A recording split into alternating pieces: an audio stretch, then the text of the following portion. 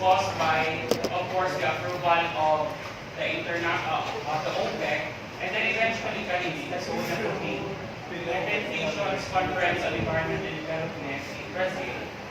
Then eventually the International Conference on Population and Development was held in Egypt.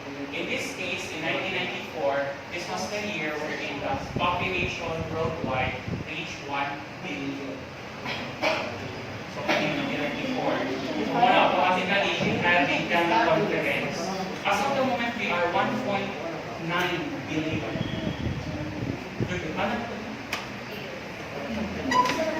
Then, in 1994, forest fires continued to occur, specifically in Indonesia.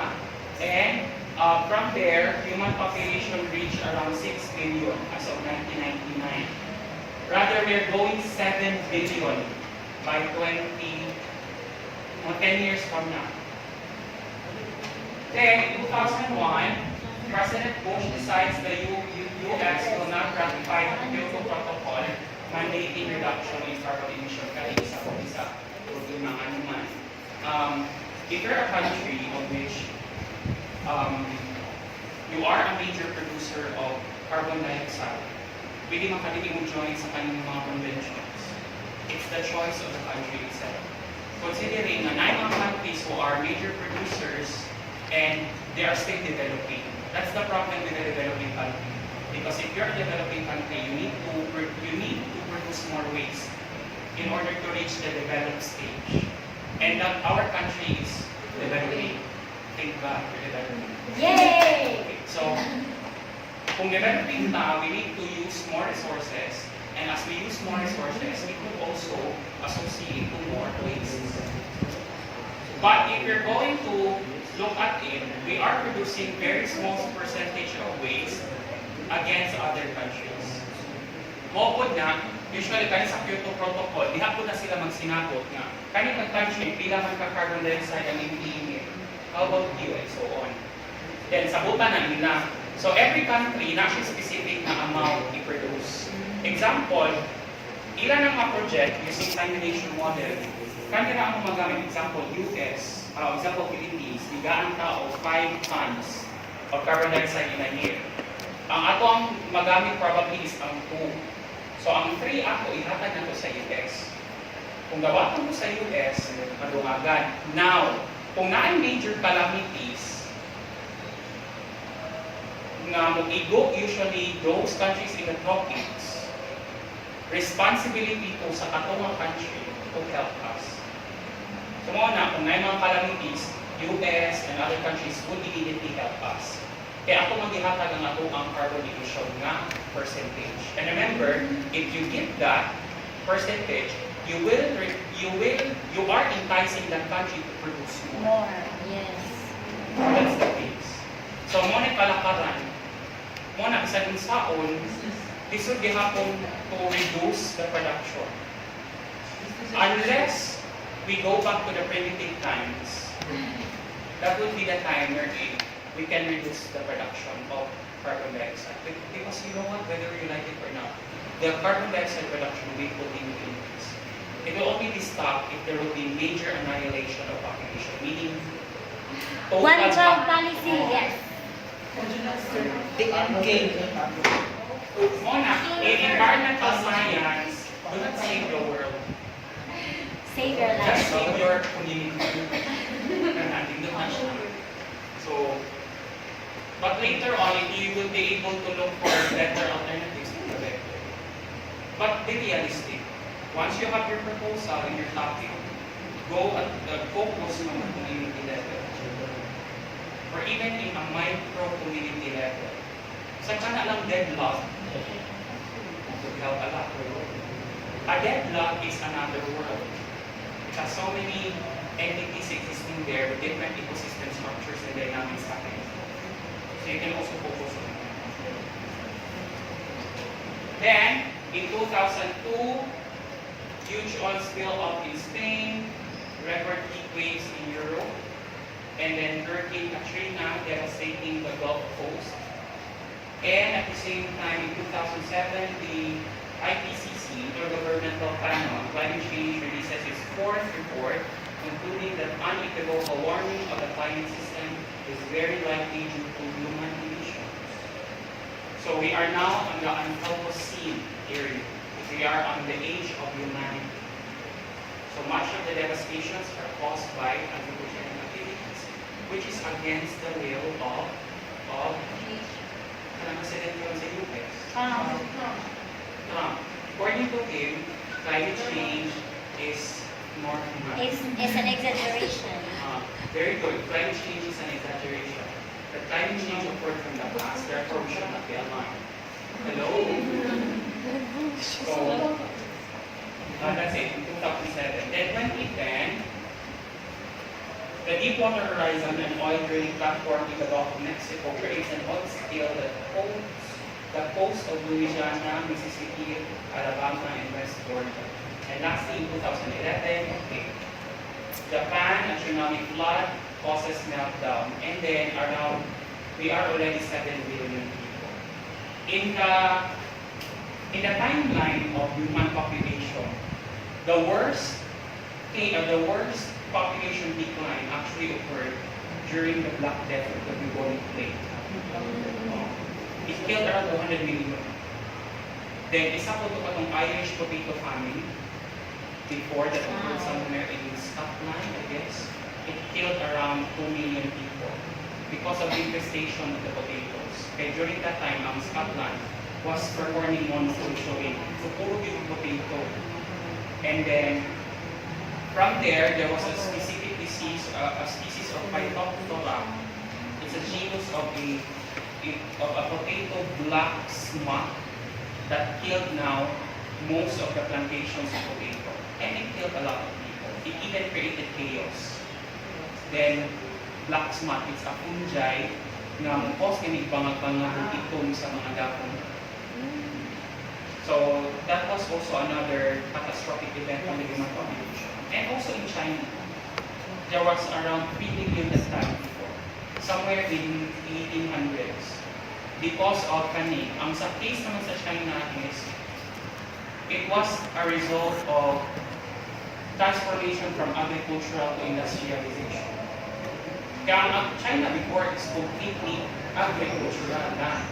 But because of their want to become the #1 country in the whole world, they decided to shift from agricultural to industrialized. So what happened is, there was reduction in the production of rice, the production of agricultural crops, which killed now most of the Chinese people in exchange with industrialization. But as of now, they are already successful, leading them to colonize other countries. Don't you know that it's happening right now? That China is targeting New Zealand as their new home. New Zealand is rich in resources such as ang ilang grassland. Yes. It could be a good source of gasoline. Because once these grasslands would die, it would become part now of the soil and it would be good source of fossil fuels and energy potential. So kanina, identify niya siya based on a news wherein one, I guess it was a Filipino economist. She was actually writing about Chinese culture. And then what happened is, she was a Chinese. I'm not sure. She was a Chinese. She was a Chinese and then niadto siya o New Zealand. And then i-research niya ang sa culture sa mga Chinese na nasa New Zealand. So later on, nakita niya na China is starting to own New Zealand by means of internet connections. They're introducing ZTE broadband deals and so on. So because of that, kung masold na siya ang mga materials made in China, businesses will also boom out. And once it booms out, Chinese will continue to own the whole place. And as such, then kato, i-want to report atong Chinese na scientist, economist. Then later on, i-release to niya nga book dito sa New Zealand. And New Zealand was able to stop China from doing such.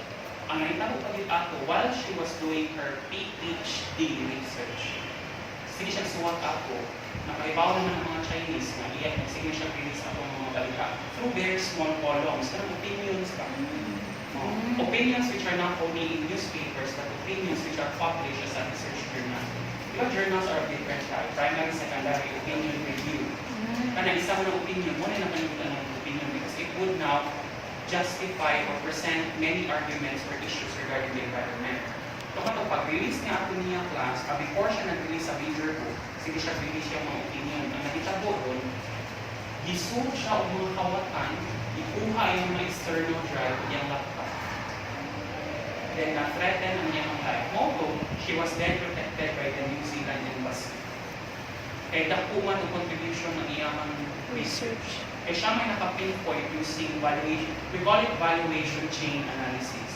She was trying to identify the problem or the certain colonization starting from the product input, product production to consumption down to production and so on. So, iyang ito na, economist man siya, iyang ito na ang production to consumption na series. So, mo ito, medyo nadelikado yung life. So, but she was really brave enough and she was a hero. Kaya na-stop man niya mo, so New Zealand, they are now inhibiting any Chinese industries to flourish in their place. And that's the scenery that I'm looking into the Philippines right now. Jackma. But you know what? Sa New Zealand, Manggood, life there is very laid off. Laid back, rather. Simple. So, and then they are considered to be ecological citizens. Much of them are really more into loving the environment rather than focusing on industrialization. So because of that mentality, they don't need high technologies.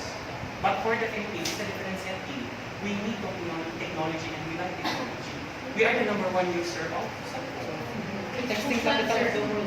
Sa ako pa namin yung ingon nga, ay sir, hindi pa siya kung ano dapat dili na isublang ni Duterte. Well, it's not the plan of Duterte, by the way. You, the consumer. Correct. It's because of the consumers, we the consumers. Yeah, ang New Zealand is not a democratic country. So they have another government system of which it depends now on the head. So I guess it's a republican, if I'm not mistaken. So because of these types of systems, the government itself is also a scheme, it's also a dimension that we need to look into when it comes to the passing of a particular law which affects the environment. So isa po na sa scheme na inyong tanaw. Every time you create a proposal, always look for a law na mag-improve siya. Wildlife protection act, solid waste management act, always moving to that concept. Okay, so as a whole, in terms of environmental legislation, there are so many things that we need to consider. So in here, just an example, you have the major construction of a particular project that is proposed. That's usually the start of everything. Then, once the proposed project is given, then there is a need to conduct the AIS. There is a need to prepare the EIS, the Environmental Impact Statement. Then from there, to look into this, we need to focus on some critical questions. Una, ang pagkanda sa EIS is not easy. EIS will take around 1 year. So, in EIS statement, una yung mga major answers to be considered. The landscape, is it altered? How about the endangered species? Are there endangered species existing there? Can you turn off the lights? And then, how about the flow of the water? The air quality is affected. And then, sa EIS, tanaw man na ang soil, tanaw ang water, tanaw ang flora, ang fauna, tanaw ang socio-economic, social sciences, the economic aspect. So, it's an overall, there should be overall identification of the baseline data, then immediately its impact and what is its solution. So tuloy na siya ka-stage.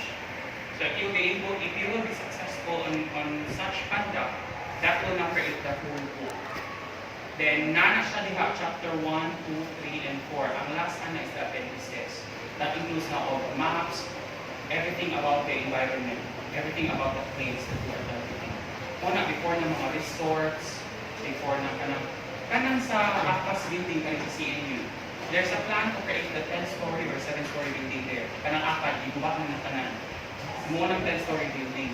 They're now working on the EIS. We do not know kung noon sa nainitabo. But they're trying into some aspect regarding sa land integrity naman, kung sa kanito ng impact.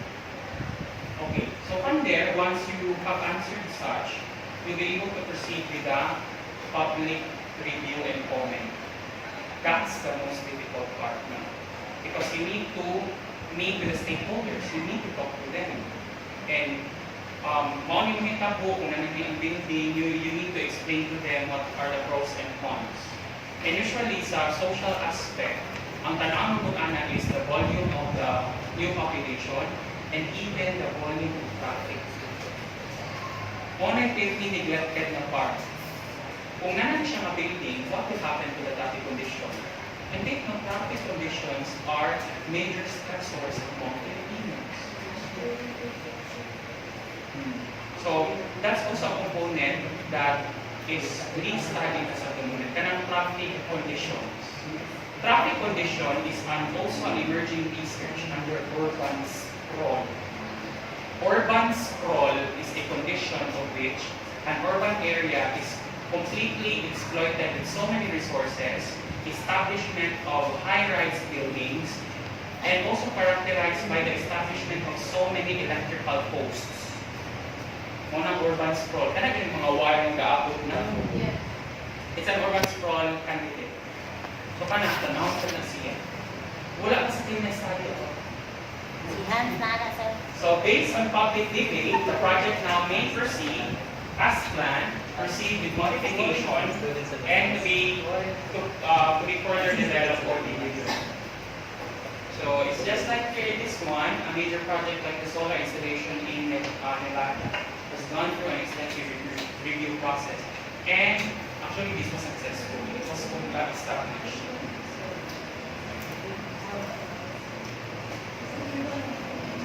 Okay, please tell me 5:30 na.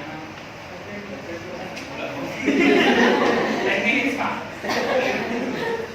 So, the economies depend now on different natural capitals. Here we all start with the natural capital resources. So, these includes now all your raw materials. So, natural capital divided as a service or a resource would be also known as a raw material.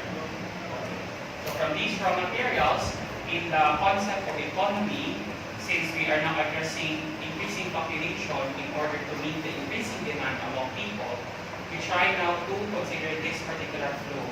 We have the production of the material, and then eventually that will lead now to the consumption of such material. But in order to make this happen, you need money and products to go along the way.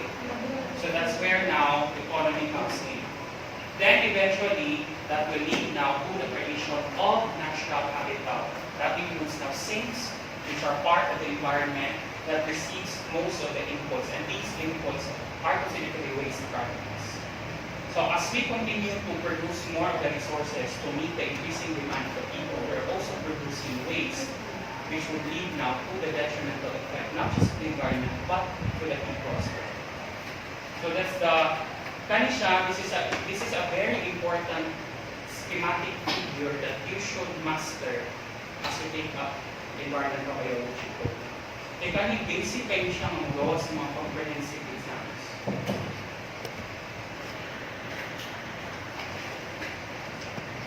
So another thing that we need also to consider as another issue in contemporary environmental issue is, of course, your biodiversity. So in here, there's already an interplay of different environmental issues which now affect your biological diversity. So in biological diversity, there are three important diversities in the environment, which are And species diversity, population and ecosystem diversity, or we call it ecological diversity. So these three are important in order to create the complete biological diversity of the environment. So in here, there's different play of environmental issues such as economic activity, population increase, technology use, and political issues. But as you can see in the figure, these are considered to be external factors, which has a minor effect into the declining population. But what are the major now? So, when you consider now any research, for example, you are given the opportunity to discuss about climate change, please do not only isolate your discussion on climate change, but kindly consider also the overarching impacts of the other environmental issues. And we also see climate change, over-exploitation, and then we also have land exchange. Land use change, habitat loss, or we call it habitat fragmentation in the 21st century. Then we also have invasive species, which is marine specialization, and then also pollution. So from there, that would completely affect the whole biological diversity, the three which you just mentioned. So this is also another figure that could be a great foundation as you focus on different research works in the environmental science. Nya ayaw ito kalimtik nyo katong tulog, katong 3 key principles of sustainability. Sa to? Solar energy, biological diversity, and chemical cycling and nutrient cycling. When you decide on something, if that particular project should be implemented or not, naibo ba ng tulog? The 3 key principles or the triad of sustainability. Again, you have solar energy, biodiversity, and nutrient cycling. So, sa tulo, ang least kaayo of concern is ang katulo, ang chemical cycling. So, we have less knowledge regarding biogeochemical cycle, to be more specific. Ang katong sa nutrient cycling, it encompasses biogeochemical cycling, energy flow, and material cycling. That includes now the component under ecosystem, under the third key principle. So these are just some of the species which are considered to be officially becoming extinct. So these are just some of the common species that we no longer see in different ecosystems. So, kani siya sa pinaka. Kani siya, the Texas blind salamander is a species that is closely related also to the axopol. Axopol. Okay.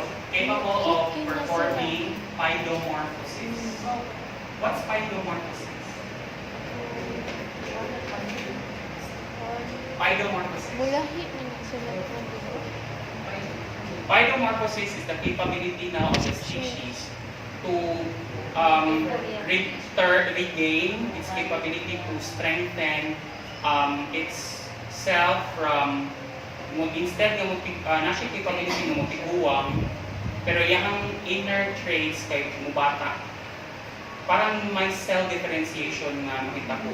Nga instead ng mutiguwang siya, mubalik siya pagkabata. So, basta di lang mo siya tikbaso, hindi siya Iloko. Hindi siya matay. Yes. Therefore, it has found the fountain of youth. Na mga species that has already identified the fountain of youth, isa na siya. Commonly, kayo pong mga jellyfish. Yes, ang jellyfish. So, mauna, kung if they have this capability to undergo paidomorphosis and cell differentiation, let's try to study their cell. How are they capable of doing such?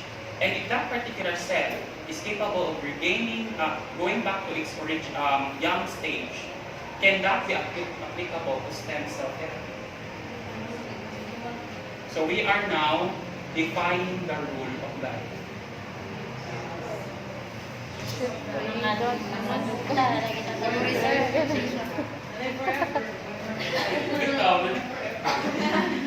Okay, so aside from that, community species, not the invasive species. These are the common species worldwide na katong sa klase na to ganyan sa environmental field study. It's only in the Cebu setting. Karon, kani worldwide na ni siya.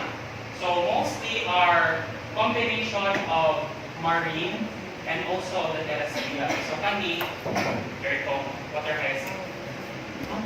Water hyacinth is an invasive species. Fire ant. Then wild boar is also another example. Kani purple loose stripe originating in Australia. So this is also considered to be invasive in parts of Australia, Borneo, Indonesia, Malaysia. Okay. Then Burmese python is also another invasive species. Kani, Peruvian frog is also kani zebra mussel. Usually, sa zebra mussel, they usually exist in mga water pipes. Water pipes in some ships. So they are fond of cleaning on those particular environment. So when they become invasive, and they reproduce more in these pipelines and intentionally or unintentionally introduced to different ports from Parehas sa golden mussel, sir, kung sa China. dahil po ito ang sa golden mussel sa China. Tulakos o sa pipe sa America. Dahil po ito siya. This is also another case for the Problema sa hindi lang makontrol ang pagdating sa way na sure predictor ang golden mussel. So in this case, they have the tendency now to affect native species of plants and mussels.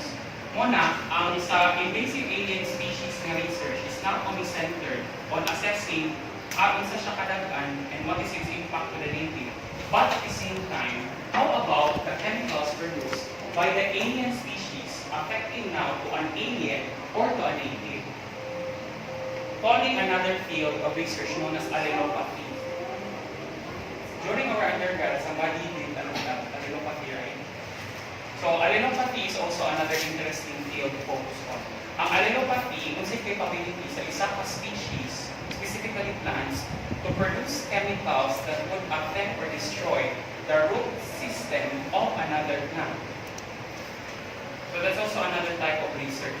Kani naman sa marine ecosystem, if a mussel, an alien mussel and a native mussel exists in one particular environment, competing for a particular resource known as resource partition, what would happen now?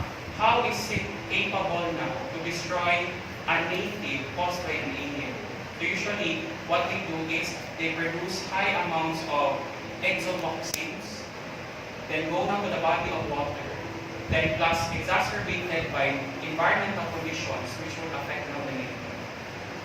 So that's also another interesting current issue to focus on as of the moment. Ang allelopathy, wala pa kain. Wala pa sa kinagtuunan. And if you need one who is specializing in allelopathy, we have one in San Carlos, Professor Archie. She's also focusing on allelopathy.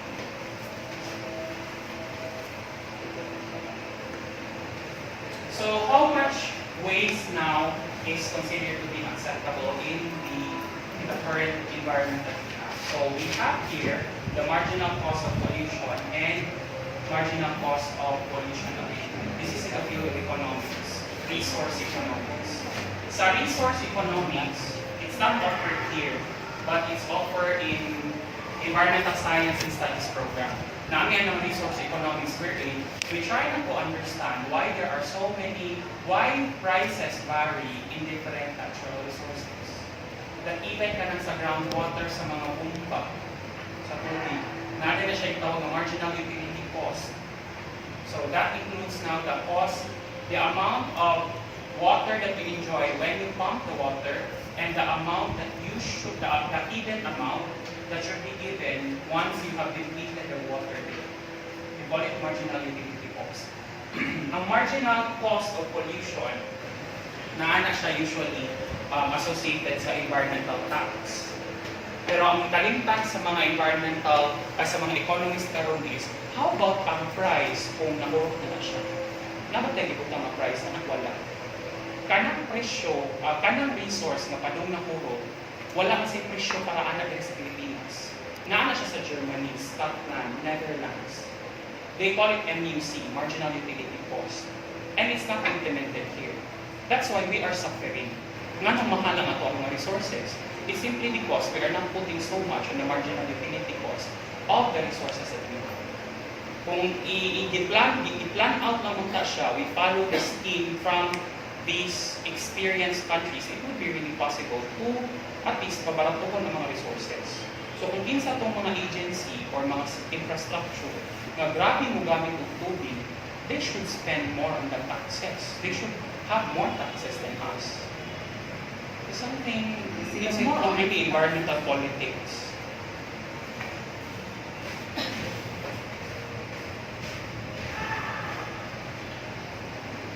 Okay, so develop, na-discuss na siya, and then I'll discuss the last part here. IPAC model. The IPAC model or the IPAC environmental impact model determines now the impact of a country or region in terms of its environment. So simply, you can memorize it by means of this formula. IPAC, environmental impact, is equal to the population of the country, the affluence. Affluence means the amount of resource that is consumed by a person per day. Again, it's the amount of resource used by a person per day. And then, technology influence.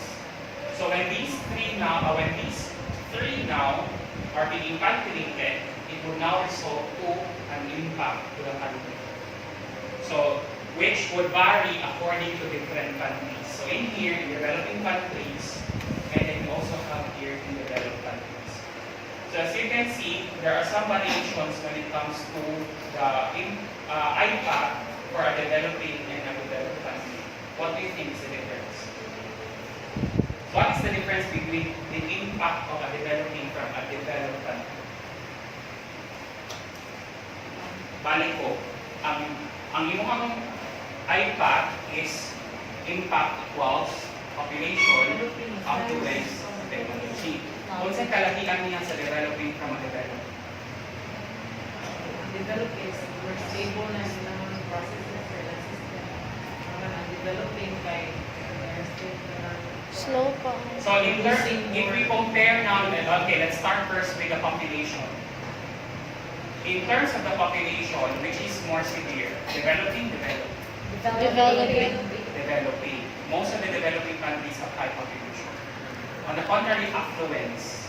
Is it developing or developed? Developed country. Then in terms of technology, developing,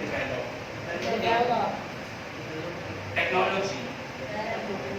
It's more on the developed.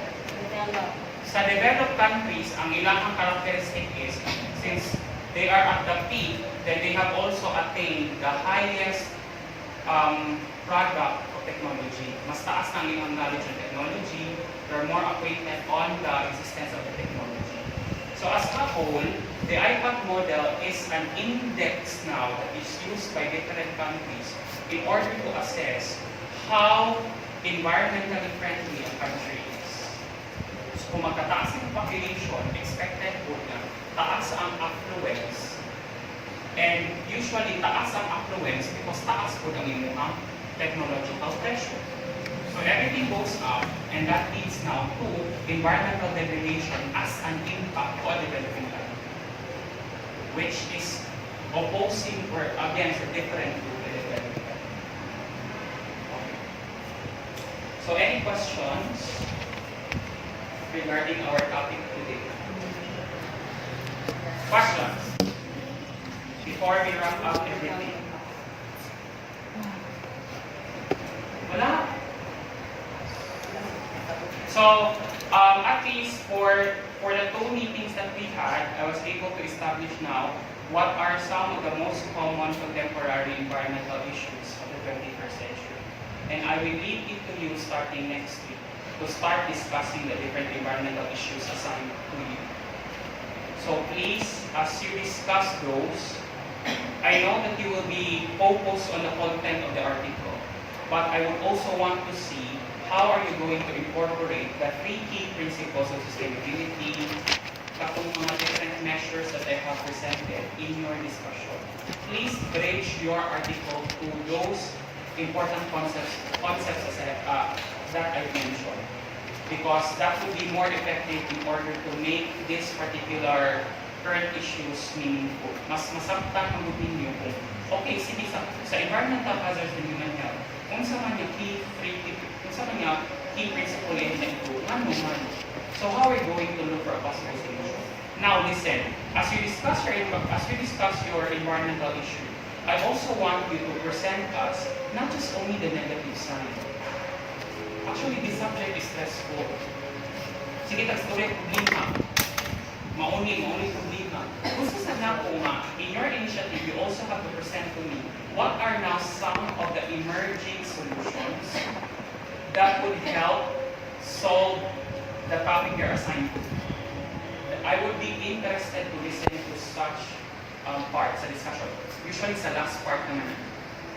Pwede po niyo incorporate na mo yung problema nga, and then kani po dahil, this is the recommended, and this is the emerging technology that is used. So at least, pangkalahatan na siya ba? This is the baseline data. This is the problem. This is what is being done, and this is the solution. So kompleto na siya. Any questions? Wala? Okay. So I'll give you an activity